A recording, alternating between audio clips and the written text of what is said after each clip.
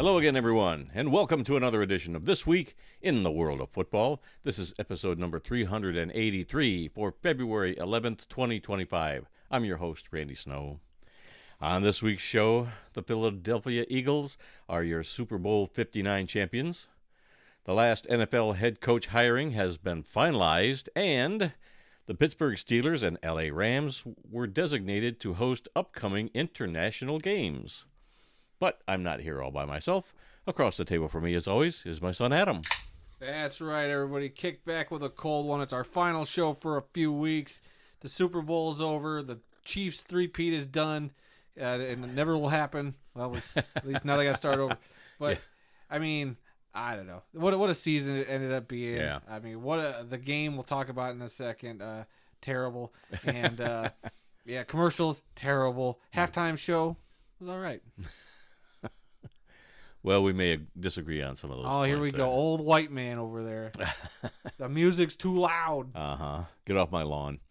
We come to you each week from the fabulous World of Football Man Cave, located right here in the center of the football world, Kalamazoo, Michigan.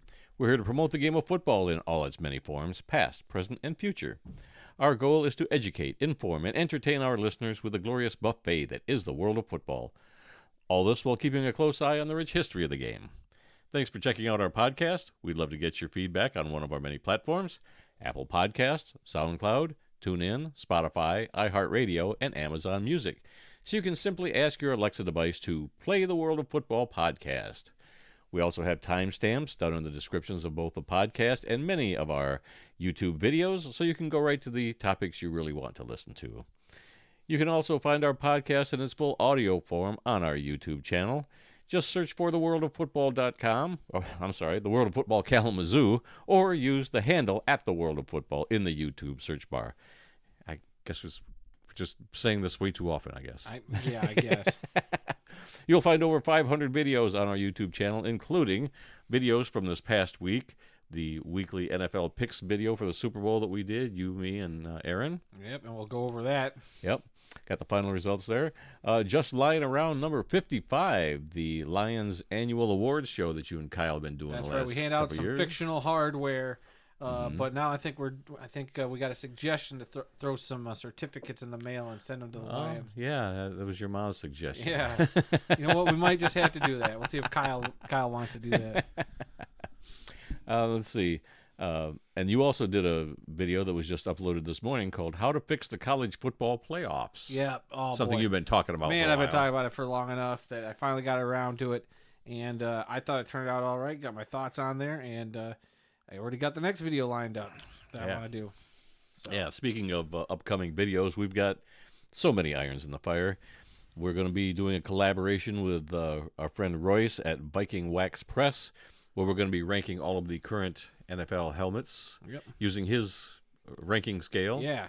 Did you finish it? I did. Okay, you finally did. Yeah, I went through the whole thing. I used his scale, and I picked all the categories and everything. All right, Royce, check the thing. If Randy didn't do it again, just let me know. I'll get him straight. He's got it. He said he got the file. I uploaded it incorrectly the first time. Yeah, you did. Thought I did, even though it Poor said Royce. it'd been uploaded. But Royce doesn't even know what kind of drama queen you are when it comes to this stuff. We'll get it. It's going to be, so the plan will be a video on our channel and a video on his channel. So we'll be splitting them up, NFC, AFC. So when those get posted, you guys will know. Okay. You've also got another one that you just came up with this idea with the other day, I guess. This is the next one I'm going to do. 5 artists who should perform the halftime show at Super Bowl 60. Yeah, it was something that just kind of sparked into my head, and I'm like, I know exactly the 5 artists. I have them all. You're going to love it, I think. It should be a fun video. Okay. Let's see. I'm doing a collaboration with Darren Hayes at Pigskin Dispatch. He wants to talk about the 1935 NFL champion Detroit Lions, so I'm putting together some facts and figures on that. So not necessarily on our channel, but everybody can look for you on there. It'll be on the Pigskin Dispatch. I've worked with Darren before on a few other little things. Nice guy, that Darren fella. Yep, he's a good guy. Let's see. You want to do an AF1 preview? Hold on. You want to do it too. Don't make it sound like I'm making. We're going to do our AF1 preview because the season will start before we come back. Right. On March 11th. Yeah, so we're going to The first week will have been played. Yeah. So the plan is, don't worry, there's still going to be World of Football content. Just we're taking a break from the podcast, so this will give Randy time to focus on writing these other scripts. I was looking at some time off, and you've just ruined all my time off. I can't sit around and watch TV Now you don't anymore. have to look up scores. You just have to write a script. Oh, is that all? It's easy. Time management, Randy. And we're going to do an IFL preview with Trey from Off the Wall. That's the plan right now. And I've also got an interview coming up with Gary Cobb. So about his book, Sacramento, Pro Football's First Triathlon City. This has been in the works for a while, and I think we're actually going to be able to do it pretty soon. Oh, So, well, I'll believe so it when I many see. That's things. why I left it in red, because I don't believe it's going to happen anytime soon. I think so. I think it'll happen. All right, prove me wrong, Randy. Oh, there just ain't enough time in the day. Yes, for all there this is. stuff. You're retired. There's plenty of time. But not to do what I want to do. I got to do what you want me to do now. Yep. All how right, it's gonna go. so let's begin our weekly tour around the world of football, and we're going to start off this week with Super Bowl 59. That's right. The big game at the end of the NFL season was played, ladies and gentlemen, and this saw the Philadelphia Eagles defeat the Kansas City Chiefs 40-22.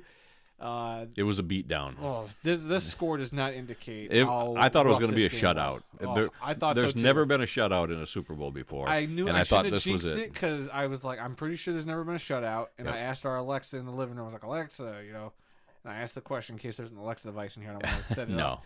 But yeah, I asked it, and it's like, it's never happened. And I was like, great. And then I think the Chiefs scored shortly thereafter. Yeah. But In the early days, somebody scored 3 points. I think 3 is the Yeah, 3 is the lowest. But yeah, I thought, oh man, they'll be lucky to score. Right. The Eagles were up 34-0 at one point late in the third quarter before Kansas City even got on the scoreboard. Yeah. I kind of figured the Chiefs wouldn't be this bad.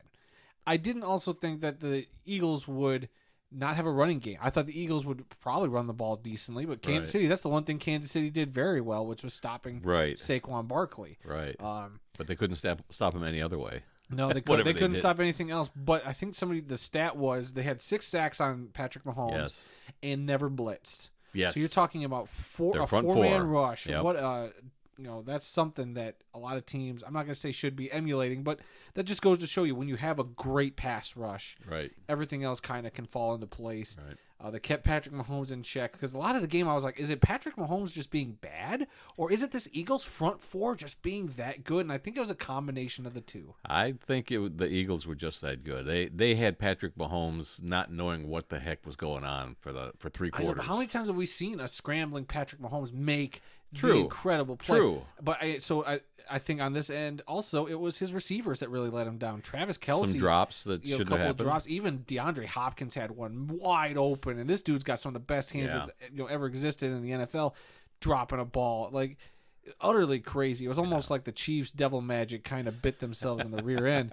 But credit to the Eagles. Look, I know most of the season I kind of called them fraudulent. I wasn't really impressed with them, really. Yes, Saquon was great. Yes. But I just thought everything else, I was like, I don't like their head coach. I don't like their demeanor. But they're a well-built team. Oh, yeah. And, I mean, at one point I did, say that they were probably better than Detroit during the regular season. They just were playing better. I mean, it was up for debate. Obviously, we have our home team bias. But Sure. I still kind of always felt like the Eagles had a little fraudulence to them. Same with these Chiefs. But, I mean, they both made it to the Super Bowl. So hard to call a team fraudulent. Even the Chiefs, as bad as they lost, I don't think the Chiefs were fraudulent. They just 15-2, just like Detroit. I mean, the only 2 teams to do that. But at the same time, you could break down like how many of those games were close games and they found ways to win at the end. They got the right calls. This one was once that lead got bigger and bigger for the Eagles. This hard to come back. Yeah. The interception by Cooper DeJean was incredible. That was the moment I said, "Yikes!" Yeah. The Chiefs might not be able to recover from this. That put them down 17-0. Really bad pass by Patrick Mahomes. And I think that was the first touchdown on somebody's birthday in a Super Bowl. Oh, yeah. Who was only that? 22 years old. Yeah, I forget who that was. Yeah, Cooper DeJean. But I was looking at the stats, and we'll have some stats here in a minute. But the running back for Kansas City had 9 yards rushing. Pacheco? That was it. 9 yards rushing. Chiefs didn't seem like they could run the ball at all. I mean, they couldn't do anything. Patrick Mahomes only had like 30 yards passing, I want to say, in the first half. It was bad. And the time, what was it, though? The one stat they flashed also was the Eagles had 10 first downs, and then the Chiefs only had 10 plays or something crazy like that at one point in the second quarter. It was just absolutely mind-boggling. But I mean, yes, the Eagles won and they had a few big plays and they clearly outright won this game. It was such a boring game. I was pulling for the Chiefs, but even a blowout just isn't that fun. I was just like, geez, like I wanted the Chiefs to be competitive, even if they didn't win. Well, I don't think anybody predicted a blowout by either team. Well, I didn't think Kansas City was going to blow them out. I didn't think Philadelphia was going to blow them out. There's people, because I listened to a podcast who did predict exactly how this game kind of went, other than Saquon running all over them, because the Chiefs stopped that. I figured he'd get his yards. I figured he would too. Yeah. I figured he would be your MVP. I figured he'd be 2 or 3 touchdowns in maybe, but Jalen Hurts is actually your MVP of the game. He went 17 of 22 for 221 yards, 2 touchdowns, and interception. He also rushed for 72 yards, which broke his Super Bowl record of 70 rushing yards by a quarterback. He was the leading rusher for the team. Saquon Barkley had 25 carries for 57 yards, no touchdowns. He also had 6 catches for 40 yards, no touchdowns. On the Chiefs side, Patrick Mahomes went 21 of 32 for 257 yards, 3 touchdowns, and 2 back-breaking interceptions. Yeah. He was also, as we mentioned, sacked 6 times. He rushed for 25 yards and was the leading rusher on your team. Yikes, at 25 yards. Yeah, really. The standout for the Chiefs was wide receiver Xavier Worthy, but a lot of his catches happened in garbage time. I mean, don't get me wrong, these are great passes by Mahomes. It was like too little, too late. One was 50 yards. And one was 50 yards. 8 catches for 157 yards, 2 touchdowns for him. Travis Kelce, the tight end, had 4 catches for 39 yards. So, the Chiefs, other than Xavier Worthy, and like I said, those were like garbage time. Yeah, late in the game. But I mean, they were great, Pat. Like that one after they had the 4th down stop, and then they turned right around and threw the 50-yard bomb. Touchdown was gorgeous. It was great. Like that was like, all right, maybe the Chiefs got a spark now, but then it was just too much of a lead to overcome. They were way too far behind to mount any kind of a comeback. Yeah, but I mean, if there was a team that could do it, I felt like it was even when they were down 32 or 34 to nothing or whatever it was. I was just like, I don't know. The Chiefs could come back. I mean, we saw Tom Brady come down from 4 scores. Yeah, but just not enough time. But what do you think about that Tom Brady curse that you think now is considered? So whenever he's in the building, regardless if he's announcing or if he's the opposing quarterback, the Chiefs have not won with Tom Brady in the building, which is a very interesting stat. And the other thing I thought was interesting that I didn't even realize was the Eagles, lost that Super Bowl to the Patriots back in the early 2000s. Then they beat the Patriots the second time around 7 years ago. Then they lost to the Chiefs 2 years ago. And then the second time they played them, they won. So it's like they got revenge in the Super Bowl against the team that beat them the previous time, which I thought was very interesting. I didn't really realize that. But yeah, it stops the three-peat, so there's a bunch of kids in Uganda or wherever that are going to be getting Chiefs three-peat shirts out there. But all right, so I hadn't thought about that, but yeah, you're probably right. Like, did you see? Okay, a little sidebar. Did you see that Bill Belichick's girlfriend was wearing an Atlanta Falcons Super Bowl champion shirt? No, I didn't. So it's like one of those shirts that the Falcons would have gotten had they beat the Patriots. So I just was like, what's happening here, Bill Belichick? Why are you letting this happen? I wonder where she got that from. Where she had it specially made, or either that, or there's probably floating around somewhere. There's probably some collector that gets his hands on it, or her hands on it, and has it stored away. I don't know. That's a fascinating thing. All right, anything else about the game itself that you want to? Oh, I know what I wanted to mention. That terrible Microsoft Excel spreadsheet score bug at the bottom of the screen. What is happening in NFL? It was actually Fox, but.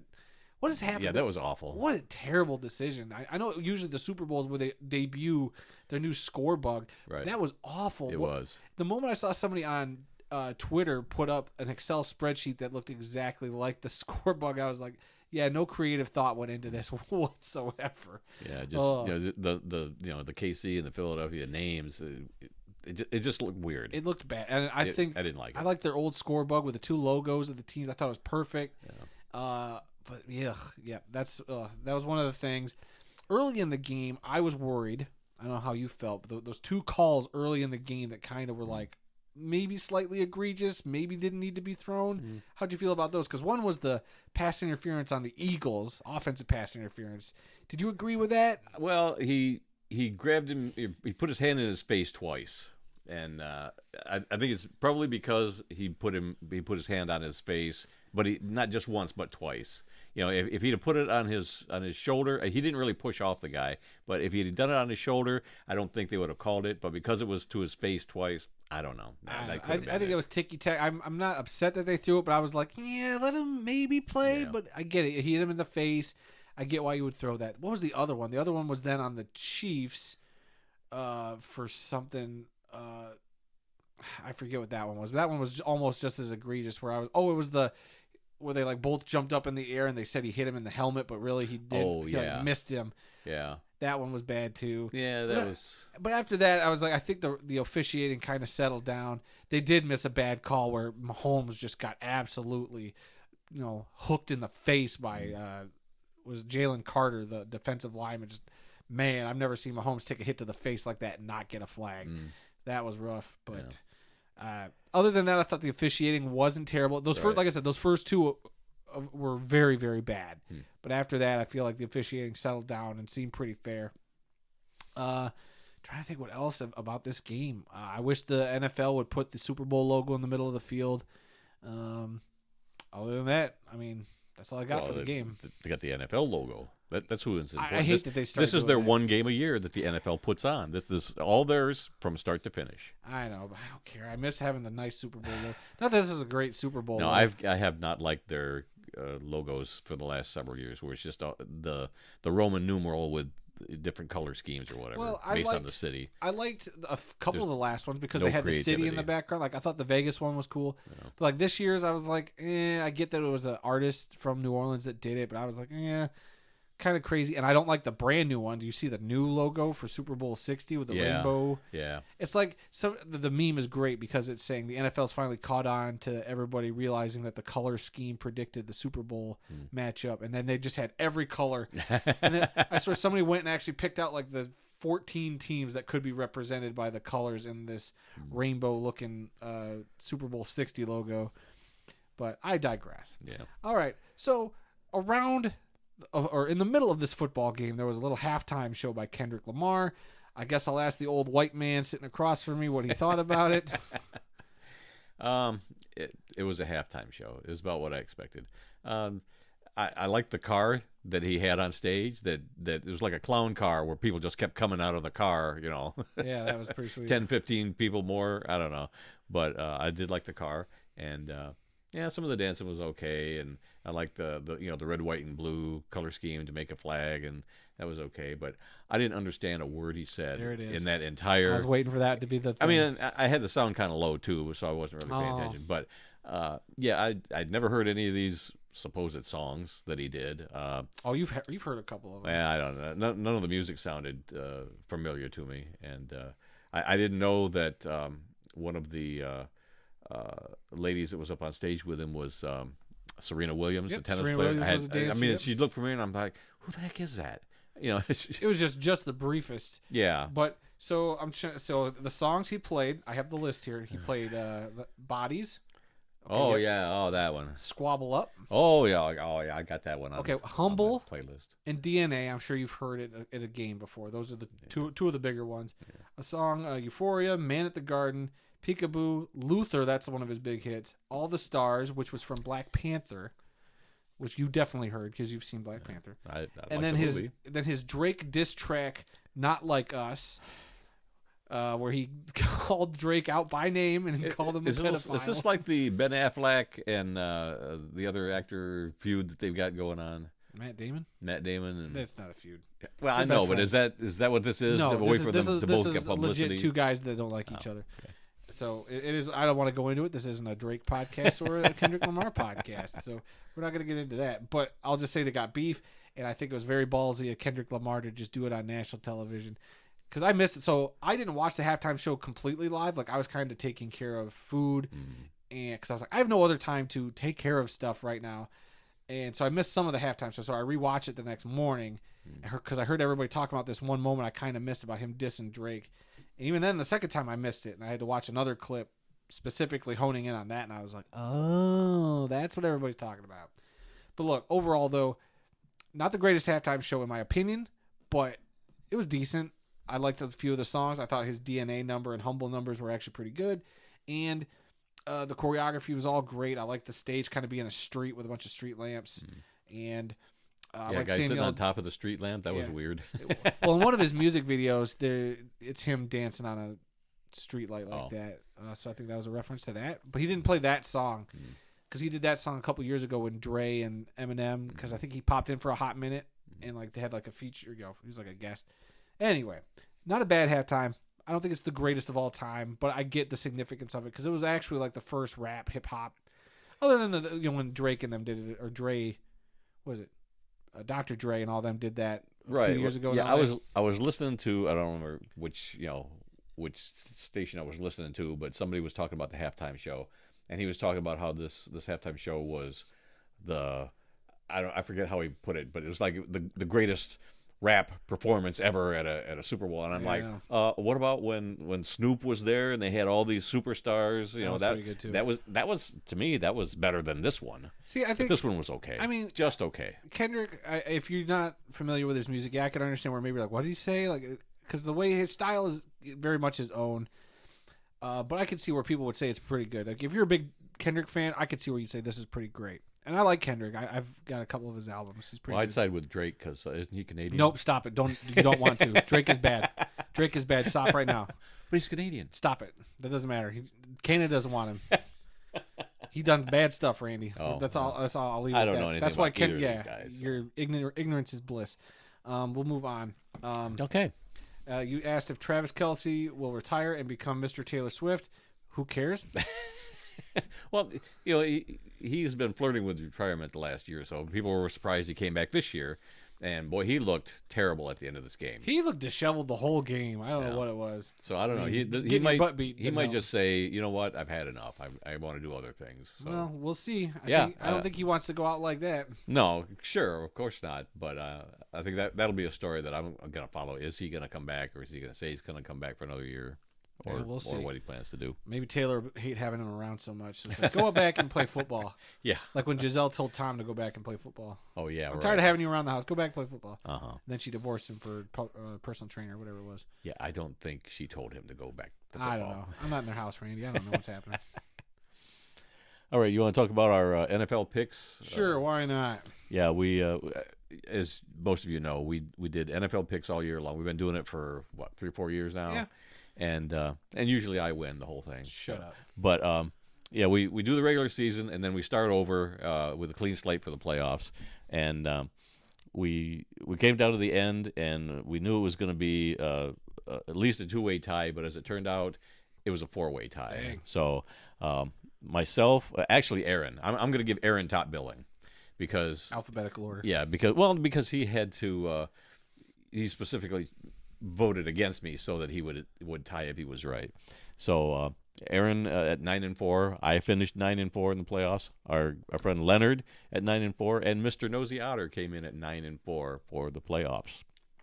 Followed by at 8-5, B. Lewis and yours truly, you over there. Yeah, me, not yours truly. Yeah. I'm yours truly. And then Royce, our friend Royce, was 7-6, and Cringe was 7-6 in the playoffs, along with Hawkeye 07, who just had his second child over the last week. So really, congratulations to him, my buddy. Yeah. He sent me the text the other day, a few days after they had their second child. Cool, very cool stuff. Congratulations, friend, if you're listening. Let's see. Dale came in with a 6-7 record. Sea Dog came in at a 5-8 record.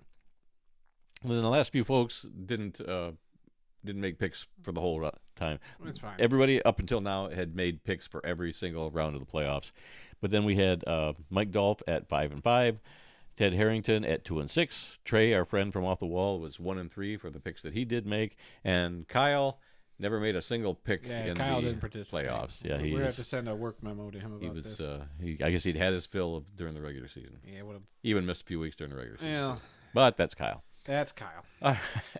There was also the NFL honors that was going on. Coach of the year, Vikings head coach Kevin O'Connell. Boo. Even though he lost to Dan Campbell twice. Yeah. Look, I get that he took a team that was 7 and whatever last year and turn them around into a playoff team. I get it. And with Sam Darnold all year, I get it. But how can you argue? Dan Campbell. Mm-hmm.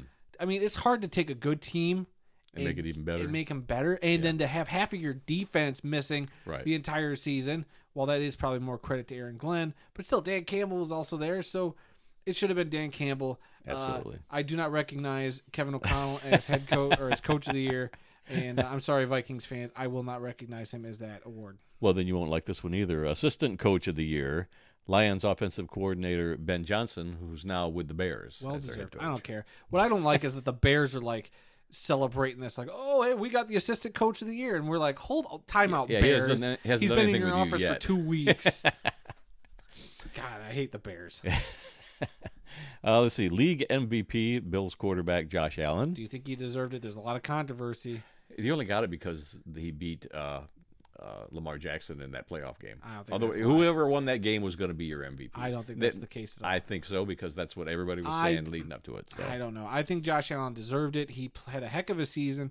Yes, his stats weren't as good as like a Lamar, but I feel like you take Lamar off of that Ravens team, they still would have been pretty decent. They would have had Derrick Henry running the ball.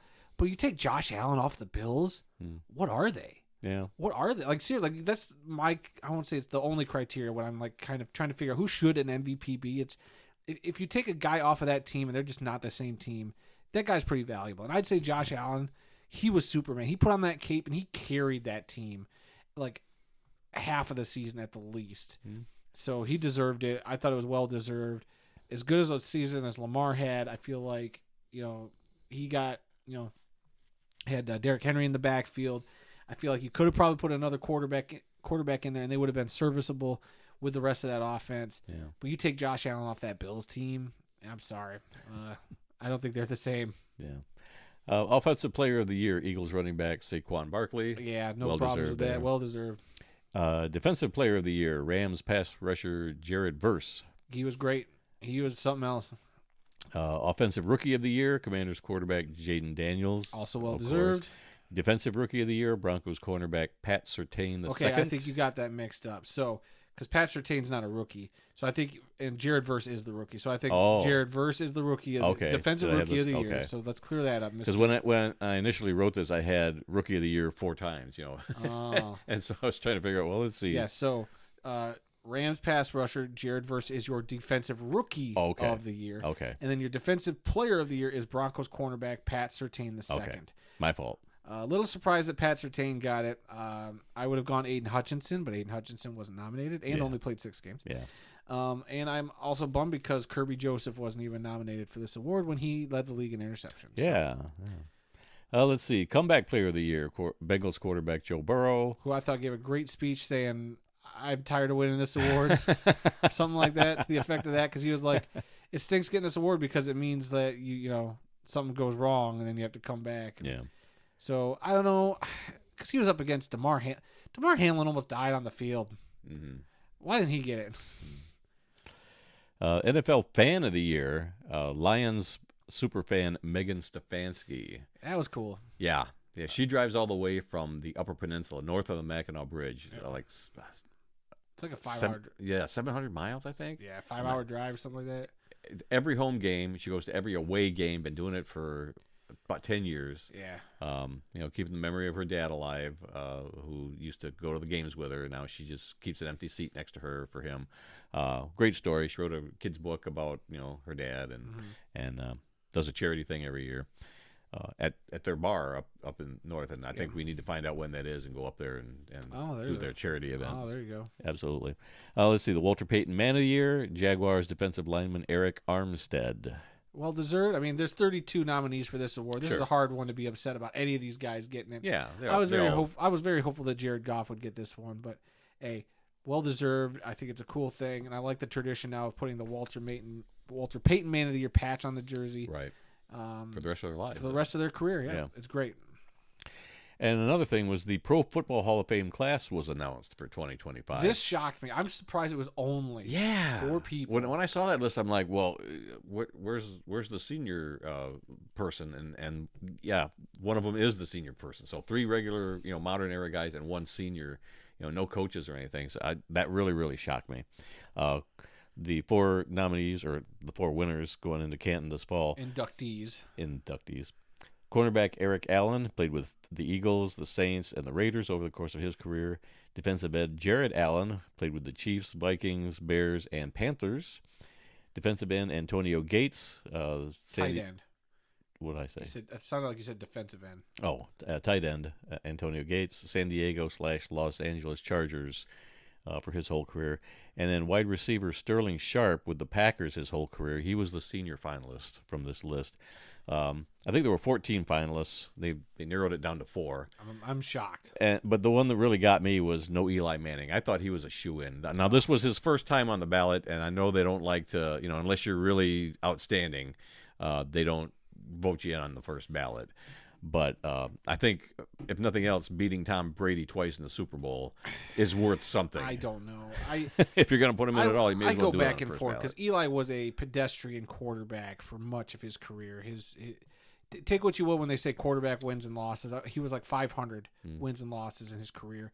Yes, he had the 2 big Super Bowl victories, which I'm not saying shouldn't count for something, but I mean, I don't know. Eli was a serviceable quarterback, won a couple Super Bowls. He's got the name, the Manning name carries a lot of weight, but I just don't, that doesn't, to me, propel you. And I think clearly the voters didn't think that deserved a first ballot, which is fine. Whether or not he gets it in subsequent. Oh, he will. Maybe. Probably next year. I don't know. I think he'll be one of those names maybe. Maybe he gets it next year. I could be wrong, but it wouldn't shock me if it turned into every year we're going, well, when's Eli getting in? Yeah. And we could be a few years down the road and it still hasn't happened. Because I'm sorry. Yes, he won 2 Super Bowls, but that shouldn't be an automatic. Then you're just giving it to a bunch of guys. You tell me Nick Foles? Nick Foles should be in there? Kurt Warner only won 1, and he's not. Yeah, but he was a great story, and he was good for several years. Yeah. But you tell me Nick Foles won a Super Bowl, he should be in the Hall of Fame? This glorified backup that won 1 Super Bowl? Come on now. A Super Bowl ring shouldn't put you in, just like not getting a Super Bowl ring should keep you out. So I don't know. I feel that's like your tiebreaker. Maybe, but Super to me, if you were to ask me straight up, is Eli a Hall of Famer? I would tell you no. I don't think he is. Yes, like I said, he's got the 2 Super Bowls, but that's about it. Well, he is on TV, and that's my criteria. I know that is. Every year, you look at the list, you go, oh, well, let's see. He's on TV, and those are the ones that this get is first. The first they get year in I first. feel like that's not the case. Yeah, that's why it surprised me a little bit. Well, he's doing the Manning cast every week. He's everywhere with his brother, and popularity. It's a big popularity contest. So I was just shocked, but I think he'll get in the next year or so. All right, let's talk some Super Bowl commercials. You didn't like a lot of them, but I actually thought they were better this year than they have been in a while. Not fantastic, but I chuckled at several. There's a couple that stick out, and we'll go through your list, and Yeah. I'll give you a thumbs up or thumbs down if I agree or not with you. The very first commercial that I saw was the Dunkin' Donuts one that had Ben Affleck, Jay and Silent Bob, and just a slew of cameos in this thing. So that made me smile. So this is what gets me is I saw the commercial. I saw Jay and Silent Bob pop up for a hot second. That was Right. it. Yeah. But apparently there's extended versions of these commercials online that I'm that shouldn't count. This turns into a 4-minute ad online. So Yeah. I didn't watch that. I'm just judging these based on a lot of, other than the movie trailers, based on what they showed me on TV. I was disappointed that Jay and Silent Bob were only on there for 2 seconds. Right. But for the most part, I did get a little bit of a chuckle out of this commercial. It wasn't great. It wasn't terrible. Right. That's what I'm saying is I liked a lot of them. They weren't fantastic, but a lot of them made me smile. Where in years past, I'm like, I haven't found a single one I like so far. Okay.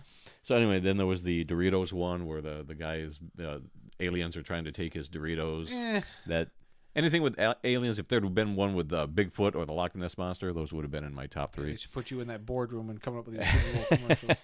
We need more Bigfoots. Yeah. Let's see the Mountain Dew commercial with Seal. I laughed so hard at that. I rolled my eyes. I thought it was terrible. But the first of 2 Batman songs that were used in Super Bowl commercials, which I thought was a weird thing this year because he did "Kissed by a Rose," Yeah. but it was changing it to whatever it was with Baja Blast. Let's see. And that seal on a seal Yeah. was creepy AF. I laughed. I laughed. That was great. That he would do that and make fun of himself. I mean, kudos to him, but it's still that his face on a seal was creepy as heck. It was. That's why I liked it. Let's see. The FanDuel one. We knew that Eli won the kick of destiny. Yeah. And but I just thought it was funny that they showed him going on a float, and then they back up, and you can see that it's Peyton hauling the float. That made me laugh too. That just made me go, okay, that was cute, whatever. But I wonder if there's a second version of that commercial where it's the other. Oh yeah, I'm sure they filmed both. I want to see because the they other wouldn't version. have known who was gonna. I want to see the other version. Well, it's somewhere with a T-shirt with the Atlanta Yeah. Falcons Super Bowl win.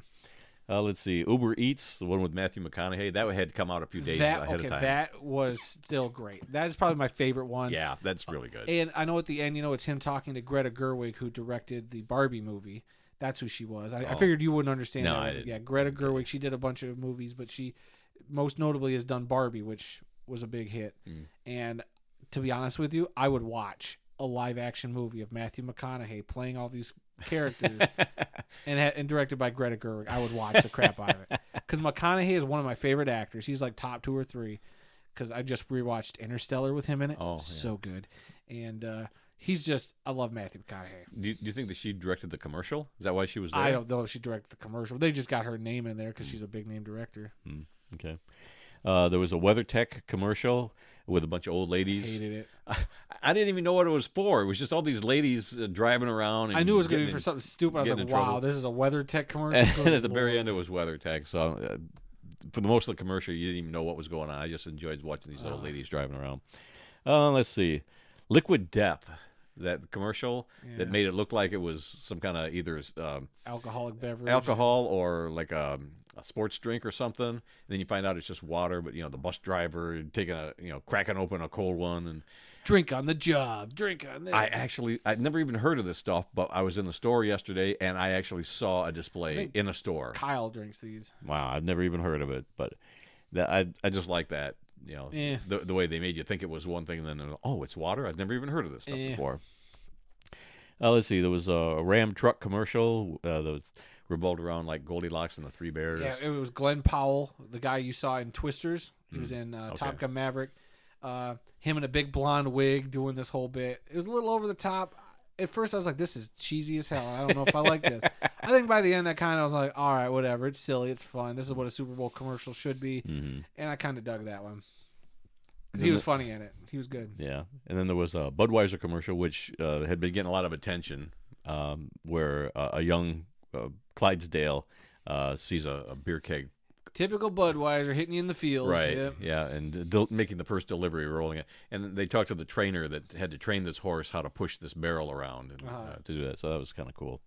Now, let's see. The Reese's Cups lava commercial. I'm trying to remember that where one. people want to eat the actual lava coming out of a volcano, and they want to go up there, they want to drive into it, and the people are trying to keep them back from the lava. I don't remember that one. Don't eat the lava. Because I wonder if we got all the same commercials, because I was watching on YouTube. Because you're on the other side of town? No, I'm on YouTube TV, and you were watching it on your satellite there. So I was wondering what kind of commercials might be different. That one I don't remember. I would think most of them would be Maybe I wasn't the in same. the room for that Could one. be. Let's see. There was a really good commercial for girls flag football. Yeah, that had Pat McAfee as the principal. And Was it? Oh, yeah, he would put on a fat suit, and that was him as the principal. I didn't even catch that. I just know that she goes up against the guy. What was his name? Brad or something? Yeah, something like that. I forget that, but And yeah, then she made him. Marshawn Lynch sitting there watching the. She made him. Yeah, she made him look silly. I like that commercial. I thought it was good. Yeah, it was all right. There was the Stella Artois commercial with Matt Damon and David Beckham. That was all right. Apparently, this is why Matt Damon couldn't appear in that Dunkin' Donuts commercial. Okay. Let's see. A Booking.com commercial with the Muppets. I just love the Muppets. Anything they do, I'm down for. Yeah, it was all right. So, I mean, those are the ones that I made a note of because I actually started writing them down as the game was going on. The few I see missing, glaring omissions. The Little Caesars with Eugene Levy and his eyebrows. I hated that. I thought that was great. That was, you thought Seal was creepy? This one was creepy. I didn't like that I at all. thought it was funny. And there was a second one that had something to do with eyebrows So and the mustaches. second one was the Pringles commercial. Yeah, the mustache. And it was the And same the mustache, thing. yeah. So that's why I was like, this is weird. But then the Pringles commercial used the Batman 1966 theme, but it was mustache. Oh. So instead of Batman. So I thought that was weird, and I thought it had a good stinger at the end where the guy who plays Ron Swanson has got oh god, the basketball player whose name I can't remember. Crap. But he had the basketball player's mustache on. Okay. And he wouldn't give it back. I thought it was funny. I thought that was a good one. And then one of the other commercials you didn't put on here was the Bud Light commercial with the cul-de-sac, where it's the comedian talking with Post Malone, the guy who's a Eagles and he's a Notre Dame fan. I forget what his name is at the top of my head. But they're like, the neighbor comes over and says, hey, we got a cul-de-sac party happening, but we need to liven it up. So it's them shooting beers with the leaf blower and inviting everybody to the party, and everybody shows up, and then Peyton Manning's there in a fanny pack because they bring over the lawnmower, and the lawnmower's got this big, long cooler on the back. He's like, how many beers can you fit in that thing? And they're just like, all of them. And then, I don't know, I just thought it was funny. And then at the very end, there's a great stinger where somebody's like on top of a boat in somebody's yard, and he's like, hey, get off the boat. I already got the HOA on my butt. Like, I thought it was a great stinger, great delivery. I love that commercial. Yeah, it didn't make my list. Clearly. Anything else? I'm trying to think. Other than, do you want me to go into some of the trailers that happened before you talk about your worst commercials? We can do my worst commercial. Oh, do your worst commercials. Tubi commercial. What was the Tubi one again? The cowboy head, where people's heads were shaped like cowboy heads. It was creepy and it was awful. Really creepy. And I think they had two of them. Yeah, I think they did it twice. Terrible. Yeah, twice. Just the worst piece of crap It ever. was not great. No. All right, well then let's talk about some of the movie trailers that they kind of either they had a little tease for and they told you to go online and check them out. Yeah. They did a little one for Jurassic World Rebirth. Very excited about that one. Not the greatest trailer for TV, but the actual trailer is pretty solid. The Lilo and Stitch. Yeah, I didn't even know that was a movie coming out. Oh, yeah, live action movie coming out. Okay. They're doing the same type of marketing they did back when the movie first, the original Lilo and Stitch came out. But Stitch on the football field with a helmet on was pretty great. I thought that was cute. They had a little trailer for Megan 2.0, which is the killer robot. Yeah, I didn't see the first one. Yeah, you're not missing anything. Not my cup of tea. Not your thing, but it's okay. No. They had a little trailer, which I actually was blown away by. The trailer doesn't come out till tomorrow on Wednesday, but a 30-second spot for How to Train Your Dragon, the live-action version, I think looks fantastic. I am very excited about it. This might be one of my favorite trailers, even though it was only like 30 seconds. They had a trailer for Mission Impossible, The Final Reckoning. Stunts galore. Can't wait for this one. I love that franchise. And then they had the Thunderbolts, the new Marvel movie coming out in a couple months. They told you to go online. I watched the full trailer finally. I will probably go see that one. That's pretty solid. I like the last one, the one with what's her name? Deadpool and Wolverine. That's the last one. No. Oh, you're talking about Black Widow? Yeah, Black Widow. Yeah, Black Widow's sister and her dad. Yeah. I like those characters in that movie, so I'm gonna watch this one because I like that. And then we're going to see Captain America this week with your time off. Thursday, don't you forget, we're going to the movies. Oh, you've got my whole schedule for the next month. I got to get used to it because when you're in the nursing home, I'm gonna have to schedule all your different appointments. When you go to Pilates, when you go to your basket weaving class. Leave me alone, you rotten kid. Rascal training, so you can ride your rascal around. That'd be fun. Yeah, there you go. Just don't run anybody over, Randy. We can't afford that. I make no promises. Oh boy. All right. Those should be all the big trailers I want to say that I can recall from the game. Okay. So, yep. So there's not a great selection, but I will tell you real quick. We did we started watching the Puppy Bowl that aired that day. We watched it last night or started to. Awesome. I've never just sat down and just watched the Puppy Bowl from the start, and we were invested in the cuteness. We had to stop it because we were just going, oh, look at that puppy. There were two dogs from Michigan. Yeah, I saw one from Traverse City and one from, I forget the other town. Yeah, I forget the other one. But, yeah, that was a lot of fun to watch. And we only got like 12 minutes into it. We're like, all right, we got to save this. Yeah, your mom and I watched a little bit of it. She wasn't too impressed, but I always enjoy it. I mean, how can you not get a smile? They're adorable. And they had a couple of three-legged dogs, too. Oh, I didn't see that. Oh, yep. Yeah, I didn't watch a whole lot, but I watched it towards the end of the 3 hours, and then they re-showed it again. But they had some larger dogs at the end. I mean, they need to be adopted too. Yeah. And so. But I thought it was great. I was always enjoy the puppy. They used to have the kitten bowl, but I don't think they did that this year. I don't think they did either. Okay. All right. Well, let's move on to some NFL news. Staying with the NFL. The Steelers will host a game in Dublin, Ireland this year. Very sweet. One of their other ones. I know Notre Dame has been over there a couple of times, and they it's like an annual college football kickoff game has been in Dublin, Ireland the last few years. So now the NFL is going to take over and own that town. Let's see. The LA Rams are going to be hosting an international game in Melbourne, Australia in 2026. So You not can just this say year. Melbourne. Melbourne, Australia. But 2026, not this year, the season after this, but it's going to be the first ever game, NFL game in Australia. That should be pretty So cool. that should be interesting. I wonder if our friend Greg over there in Australia is going to go to the game with his World of Football T-shirt that he bought. I mean, shoot, do we have to throw in money to do that and get on TV? Or Run on the field. do we tell him to save us a couple of seats and we'll see you down there? Oh, gee. Down under? Down under, mate. Put another shrimp on the barbie. I don't know if us. our World of Football budget will handle that. Oh, hold on. We got till 2026. True. We got to have a big 2025, everybody. That's true. Well, we better start having a lemonade stand out in front of the house or something. Or if y'all hit that donate button. Yeah. On the video. All right. Sad news. Bears owner Virginia McCaskey passed away at the age of 102.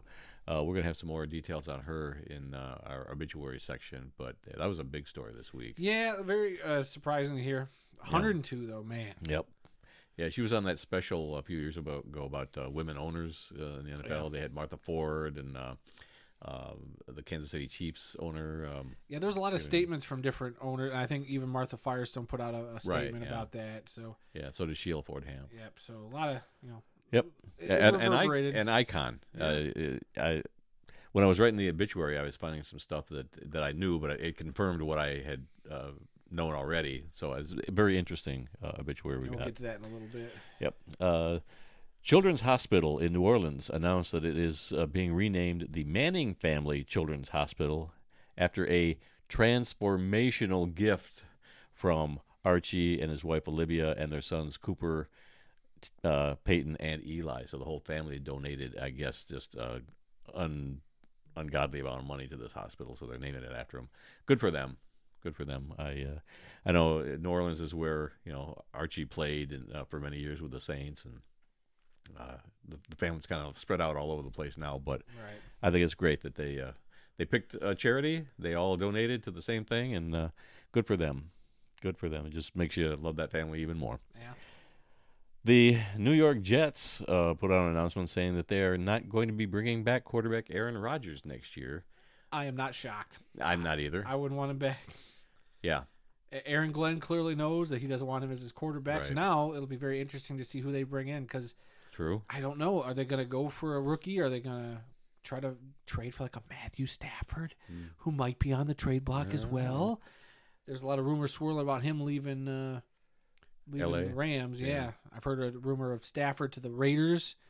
Yeah, they had a list of about 5 The different Giants teams. apparently. Well, Yeah. because I guess Kelly Stafford's brother is now on the staff of the Giants. So now there's rumors, could he go to the New York Giants? I don't know. We'll see what happens. I don't know. I just I don't know if he wants to play another year. I don't think anybody should pick him up myself. I mean, not Stafford. I'm talking about Rodgers. Yeah, I don't know who picks Aaron Rodgers up. Anybody that picks him up is looking for publicity, not wins and losses. Yeah, I'd be very shocked if a team picks up Aaron Rodgers. Aaron Rodgers should announce his retirement and be done. Yep, absolutely. Should have done it a couple years ago, right after the Lions booted him from the playoffs. Truth.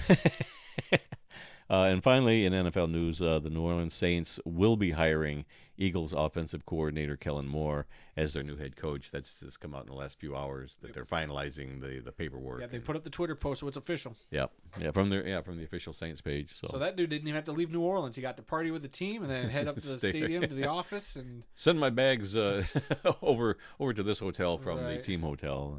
I'm staying here. Okay, more happenings in the world of football. In college football, Ohio State released a 25-minute documentary called The Greatest Run in College Football History about their path to the 2024 National Championship. You can find it on YouTube, and that's the first I'd heard of it today, and didn't know they were doing that, but Yeah. I'm sure that a lot of people watch it. I won't be watching So it you post a myself. lot of these links on the Twitter page, but I can never tell what they are because it just says it's a YouTube link. So you might have to start putting a little context. I never see the thumbnail or whatever. If there's a Really? thumbnail on Oh, YouTube, yeah. on X I at always least. make sure there's a thumbnail. There's always a thumbnail when I post Yeah, it. whenever I see it, when I go and scrolling, I don't see it. It just says YouTube link. So I don't know. No. Must be a problem with your phone. Get a new phone. I don't know. No, it's not a problem. Update your phone. You get the most It's all current up to date. I'm very current. operating system on that? Yes. Okay. CFL free agency began today at noon Eastern time. Already been some big names announced moving around. A couple of them. There was a slew of them. You were reading off of so many. It was like half a dozen or more. These are a couple of the big names that we remember talking about quite a bit last season.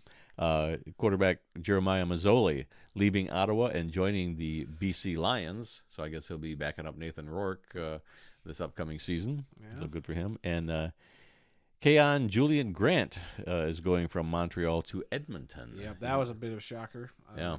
I mean, you thought that Montreal team would try to keep some of those guys together and make another run for the title, but I saw they lost a couple guys. I think they signed a couple guys. Toronto re-signed Kadeem Carey, the running back. So that's a good thing. It was a lot of guys going to different teams. But then I saw re-sign. I was like, yes, okay, Toronto's keeping Kadeem Carey. He was great last season. So, hey, football season is never done. We might be taking a break, but hey, the CFL free agency already starting up. Oh boy, it'll be here before we know it. And as we learn more things, I'll still be posting stuff on our Facebook and Twitter. Oh yeah, Randy will still be active. That's all he does. Let's see. Arena Football 1. They unveiled their new official football for the upcoming season.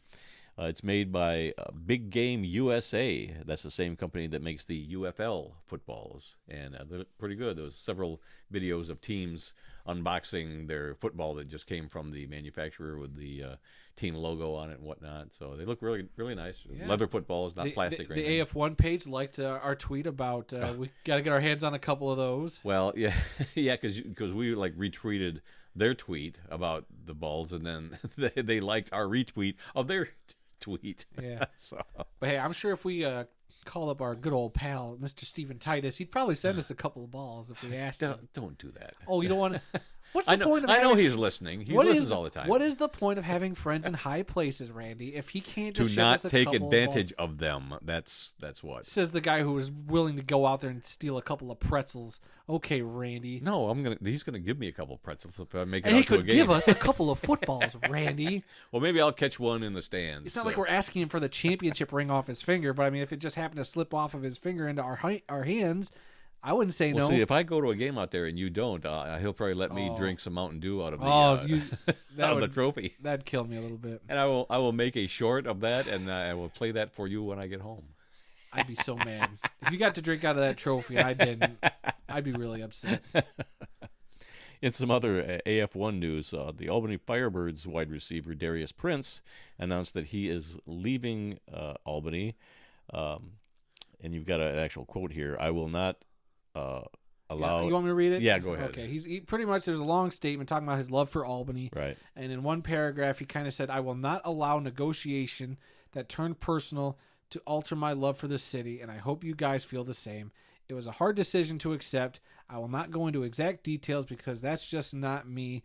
But by the end of negotiations, money, all caps, wasn't even a factor anymore. I'm big on respect and loyalty, also in all caps, and I've shown that time and time again over the years. So clearly something happened with that Firebirds organization. Yeah. So I don't know what the deal. If it's not money, then what is it? Is it a long-term commitment? Is it just, security, knowing that he's not going to get moved, or I don't know. So there's a lot of rumors swirling about where he's going to end up.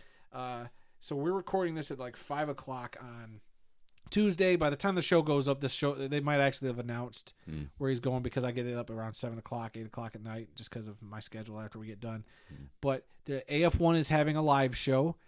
I'm sure you can catch the broadcast after the fact too, but they're going to do a show, and apparently he's announcing where he's going on this show. What time is that? 7 o'clock Eastern tonight. Okay. So I don't know where he's going to go. There's a lot of rumors. People think, is he going to jump to Billings because they were last year's champion?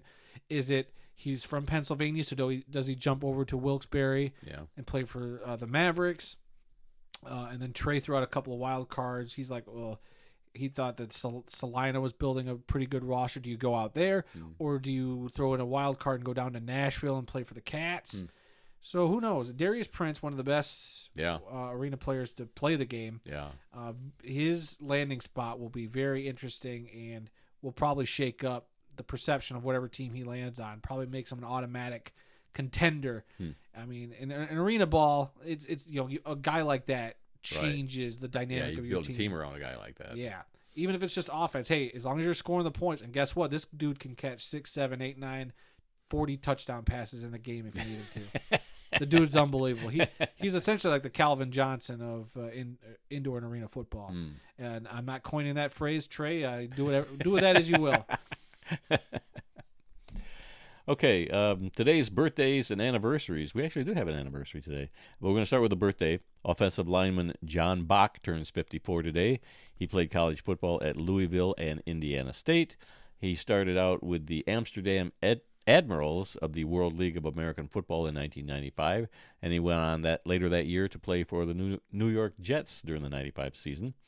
From there, he went on to play 5 more seasons with the Miami Dolphins from 1996 to 2000, a total of 6 years in the NFL and World League of American Football. Anniversaries. On this date, February 11th in 1981, Jim Foster attends the Major Indoor Soccer League All-Star Game at Madison Square Garden, and that's where he came up with the idea for arena football. A great day in sports history. That needs to be turned into a movie. Yeah. The creation of arena football it would be a great movie, I think. He was working in the marketing department of the NFL at the time, and had his briefcase with him. He went right from work to the game, and during the game, he got the idea for arena football, pulls out a manila folder out of his briefcase and starts drawing what the field would look like, what the rebound nets would look like. Maybe we need to write this script, Randy, and get our butts into Hollywood. This is how we make our big break. You've got me so busy, I don't have time for that. What are you talking about? I've got so many what else things you got going on? I got 2 essays I got to write for an upcoming book by the PFRA, and I've been procrastinating way too long. Hurry up and get that done, and we can work on a script. Among all the other videos. Like Matt Damon and Ben Affleck working on a script. Yeah, we'll just sit here, we'll just hunker down, Randy, for a week, and we'll get this script churned out. Or we could be like Stephen King, do a bunch of coke, and get it done that way in a weekend. No, I prefer Mountain Dew. All right. Let's see. Obituaries. That was good. Randy with the zinger, everybody. Obituaries. This is where we take a moment, and we're having too much fun today. This is where we take a moment to honor those who made the world of football a better place. The first one, of course, like we already spoke about, Virginia McCaskey, principal owner of the Chicago Bears, has passed away at the age of 102. Mrs. McCaskey was the daughter of team founder and longtime head coach George Halas. She took over ownership of the Bears after her father passed away in 1983. McCaskey was a toddler when she accompanied her father and the Bears team during the Red Grange Barnstorming Tour in 1925 through 1926. Grange would carry her in front of him through train stations on the tour so that fans wouldn't recognize him and mob him for autographs. I remember that story very distinctly. I think she told that during that documentary about the women owners of the NFL. Let's see. In 1932, she attended the NFL's first indoor game, where she watched her dad's Bears team capture the league championship by shutting out the Portsmouth Spartans, today's Detroit Lions, 9-0 at Chicago Stadium, which was an indoor hockey stadium, and that was the first championship game because both teams were statistically, percentage-wise, they were tied. So they came up with the idea of a championship game. She attended Drexel University in Philadelphia, where she studied business management, and during that time she also met her husband, Ed McCaskey, who was a student at the University of Pennsylvania. The two were married on February 2nd, 1943, which was her father's 48th birthday. They were married for 60 years and raised 11 children. Ed McCaskey passed away on April 8th, 2003, at the age of 83. In 1985, the Bears won Super Bowl 20, defeating the New England Patriots 46-10. That's the only Super Bowl in team history so far. Mrs. McCaskey attended her final Bears game on her 102nd birthday back on January 5th.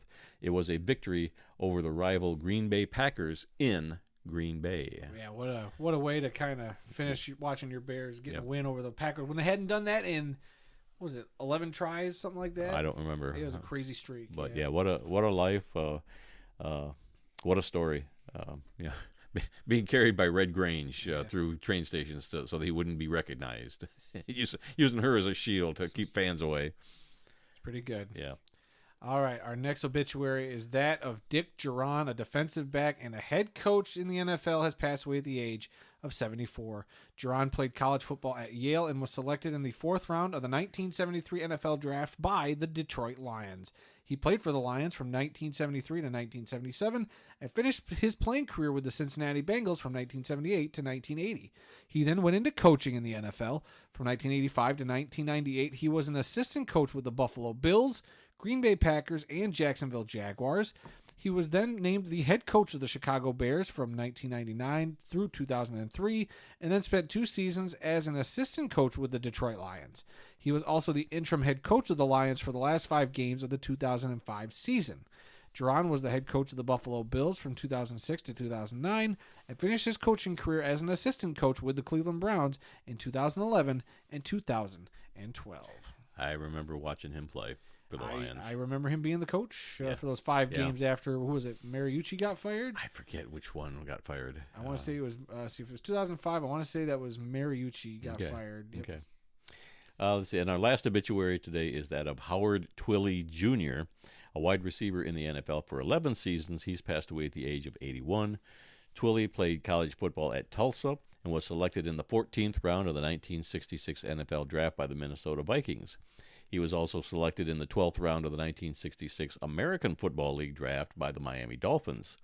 He signed with the Dolphins and played his entire career in Miami from 1966 to 1976. He won Super Bowls 7 and 8 with the Dolphins and was part of the team's perfect season in 1972. Twilley was inducted into the College Football Hall of Fame in 1992 and the Oklahoma Sports Hall of Fame in 1995. Finally today, our upcoming events calendar. Saturday, February 22nd, the HBCU Legacy Bowl is going to be played in New Orleans, where the Super Bowl was just played. I don't know if they're playing it at the Superdome or if is it like at a college stadium there. I'm not sure. Saturday, March 8th, the AF1 season begins. That same day, the National Arena League season also begins. Tuesday, March 11th, we will return with this podcast. It'll be episode number 384. And we'll be talking about that opening weekend of both of those leagues. Yeah, I'm sure there'll be a lot to talk about. New streaming services and partners for the AF1. How could we find the games? Was it easy? Was it hard? How was that? Might try to check out some NAL stuff on YouTube. I think they're still running all their stuff there. Yep. So it'll be interesting. Yeah. Friday, March 21st, the Indoor Football League season begins. And on Friday, March 28th, the UFL season begins. The Michigan Panthers and all those guys are going to be coming around for a second season. Yeah. All right. Anything else before we close the show for the next couple weeks?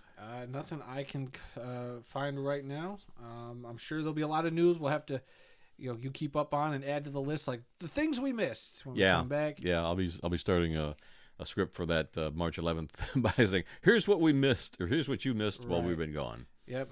So when we come back, maybe a slight format change. We're talking about just changing up the podcast. Yeah, we always try to tweak things a little bit. Yeah. Same things get stale after a while. I think we've earned that. We can do a couple tweaks. Something I've been wanting to do for a little bit with the podcast.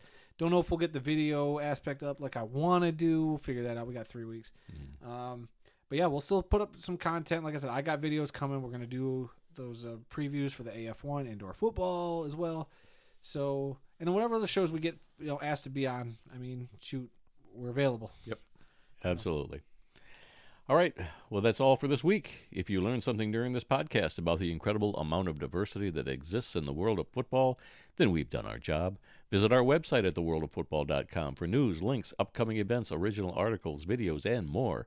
Our email address is info@theworldoffootball.com. You can follow The World of Football on Facebook, X, and Instagram, where the address for all 3 of those are TWOF Kalamazoo. New episodes of this podcast are posted on Tuesdays and are available on SoundCloud, Apple Podcasts, TuneIn, Spotify, iHeartRadio, and Amazon Music, so you can simply ask your Alexa device to play the World of Football podcast to hear us on whatever Alexa device you may have. You can also find the full audio version of this show on our YouTube page. Just enter The World of Football Kalamazoo or use the handle @The World of Football in the YouTube search bar. So please spread the word, subscribe, rate, review, give us a like, leave us a comment, let us know what you think, and please come be a part of the football conversation. Yeah, we're going to be taking a little time off to rethink, retool, and re-energize ourselves over the next few weeks and come back bigger and better than ever. talking indoor and arena football. And spring football. And spring football. And maybe some women's football. We'll see. I think their leagues will start up in like maybe April or May. Yep, and then I know we got the European League of Football starting up, and La Mexican Liga de League. Futbol Americano. And I'm sure some other ones gosh. I've heard about that we may or may not cover, but we'll see. But yeah, so we'll be changing gears a little bit, so looking forward to it. Yep. And remember, folks, some people may love football more than we do, but nobody, and I mean nobody, loves more football than the two of us guys sitting here in Kalamazoo, Michigan, talking about football. Until next time, when we'll try and do a better job, yeah, right, I'm Randy Snow. And I'm Adam Snow.